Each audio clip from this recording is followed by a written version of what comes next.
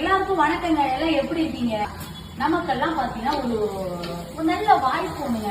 ஏன்னா நான் இப்ப இருக்கையில 50 கிலோ தான் இருந்தேன், அதுவே குண்டா தெரிஞ்சேன். இப்ப பாத்தீங்கன்னா நான் 12 கிலோ ஏறி இருக்கேன்.